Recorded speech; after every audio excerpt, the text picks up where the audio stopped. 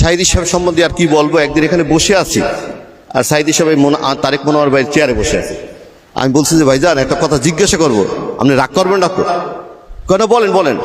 আমি বলছি আপনি যখন স্টেজে ওঠেন, যে স্লোগানটা ওঠে আপনার জন্য, আমাদের যে খুশিতে আমাদের কলজেরা বড় হয়ে যায়, আপনার কাছে কেমন লাগে? এই কথাটা বলছার পর আপনি তো হাসি দেন, উনি হাসি দেন না, সাইদি সাহেব সাথে সাথে চোখ থেকে পানি ফেলে দিলেন। আমার ভয় লাগে ওই স্লোগানটা দেখলে। আমি মনে করি যে এই স্লোগানটা আমার নাজাতের জন্য বাধা হয়ে যায় কিনা। কাল হাসরের ময়দানে আমার আল্লাহ যদি আমাকে বলে যে ও সাইদি, তোর তো ইজ্জত আমি দিয়েছি, দুনিয়াতে সম্মান দিয়েছি, এখন আর কি চাও, আমি কি জবাব দেব? আল্লাহ যেন আমাকে কাল হাসরের ময়দানে নাজাত দিয়ে দেয়, দোয়া করবেন।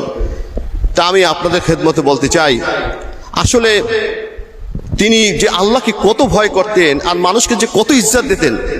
জামাতের যখন শেষ মিটিংটা ছিল, আমার মনে হয় তারপরে আস্তে আস্তে সবাইকে ধরে ফেলেছে, তারিখটা আমি বলতে পারতেছি না, 2008-এর শেষ দিকটা সমস্ত ওলামায়ে কেরামদের নিয়ে জামাত একটা মিটিং করলো ঢাকায়। ওই জায়গাটার নাম হচ্ছে মগবাজার সংগ্রাম অফিসে। এখানে কেউ আসেন কিনা জানি না। সাইদি সাহেব যাইতে একটু দেরি করছে, একটু দেরি করে ফেলেছে। সামনের কাতারে ওলামায়ে কেরামরা, হাটাজারি মাদ্রাসার প্রিন্সিপাল সব ওলামায়ে কেরামরা বসছে। বসার পর সাইদি সাহেব যাই উঠছে। ওঠার পর ওখানের মধ্যে আমি ছিলাম সবচেয়ে ছোট। আমি দাঁড়াই গেলাম যে হুজুর আপনি সামনে আসুন। কই না না, আমি এমনি অন্যায় করছি। আবার সামনে যাই আপনার চেয়ারে বসে আরেকটা অন্যায় করুন, পিছনের চেয়ারে বসে। আমি না না, এইটা হইতে পারে না।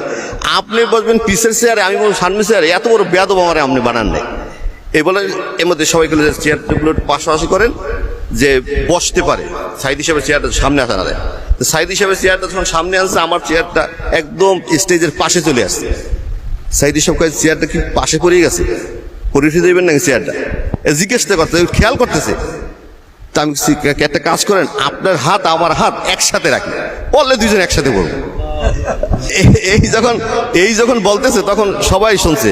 নিজামী সাহেব বলে একটু দাঁড়ান, যে শশীরা হুজুরের চেয়ারটা বোধহয় একদম পাশাপাশি সে পড়ে গেছে, একটু টান দেওয়া হোক।